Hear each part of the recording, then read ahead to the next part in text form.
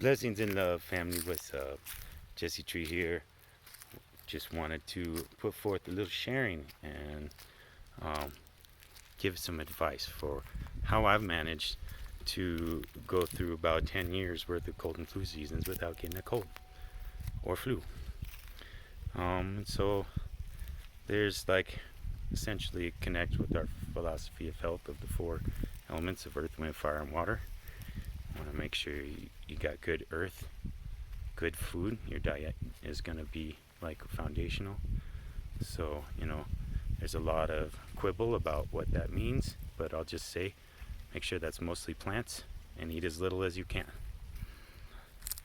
The next thing is plenty of good air, oxygenation, respiration, meditation, exercise, being by the ocean or a stream or the mountains where you get better air, oxygenating.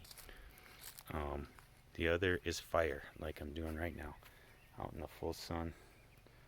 It's 70 degrees right now. It's been 10, so it's kind of nice right now for me to be able to absorb the sun. It gives me the vitamin D, which is good for immunity. And then water, good quality waters to make your body out of. So that's structured water, distilled water, urine therapy, spring water, even better. A lot of people aren't into urine therapy. I haven't explored with it myself yet, but I know it is a powerful healing modality. So it's there. It is, and so it's just maintaining these four elements and balancing and harmonizing them in the body, mostly through breath work. That's at the core and foundation. But then there's specifics.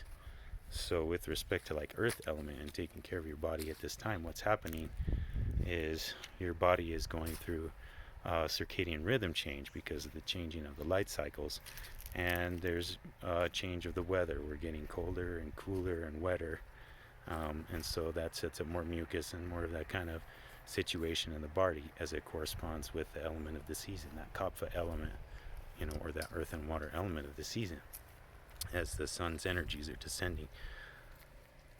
So I incorporate herbs into that paradigm, and that ones that keep me well through this season are things like medicinal mushrooms that improve immunity and immunological function in the body.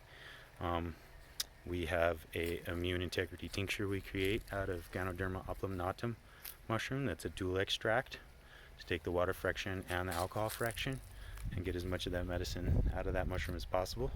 We also have a respiratory tincture that's made with cordyceps, elderberry, and mullein.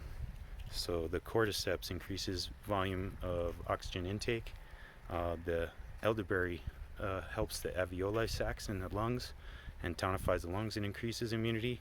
And the mullein clears excess mucus from the lungs and heals the cilia hairs. There's that signature, law of signature. The mullein is like this fuzzy little thing, and those cilia hairs are similar to the cilia hairs in your lungs. And so, that's a good medicine for respiratory medicine, which is usually affiliated with cold and flu type symptoms.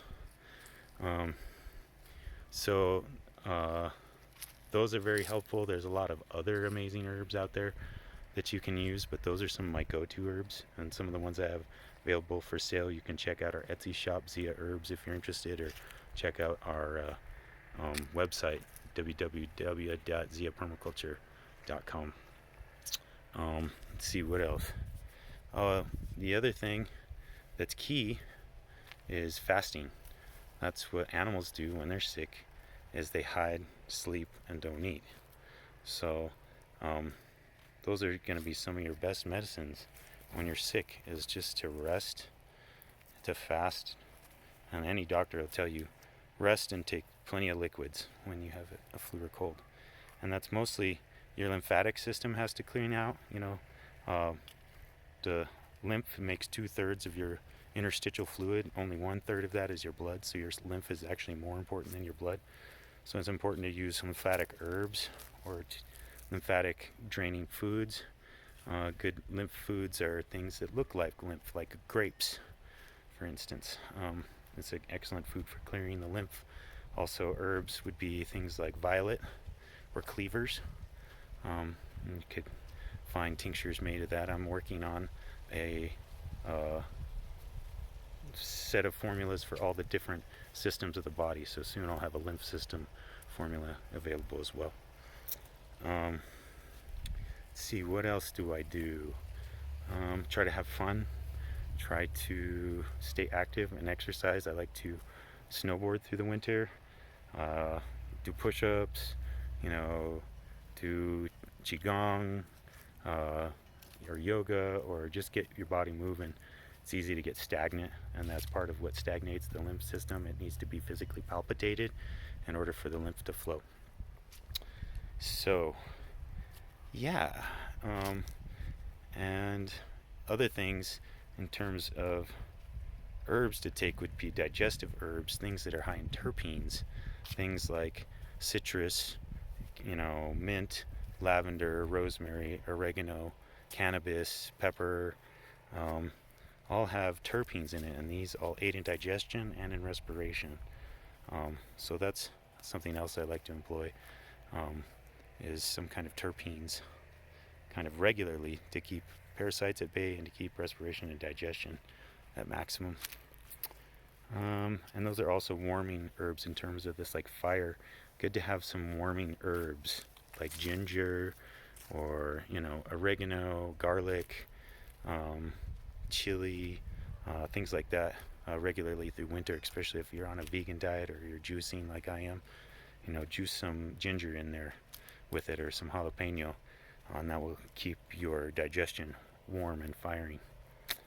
So those are my main quick tips on how to stay well year after year through cold and flu season. It's not impossible. You don't have to be sick, people. It's life cultivation practice, and so this is what I'm getting more and more into as I get older, and just as a way of being, to cultivate my life, the life of the land, the life of my friends, the life of my family, and this is very natural to us. So our natural state is health and resilience, so I wish that for you all. I hope you a lot of abundance in this time of year, and wellness and all those good things. So cheers and many blessings. Much love.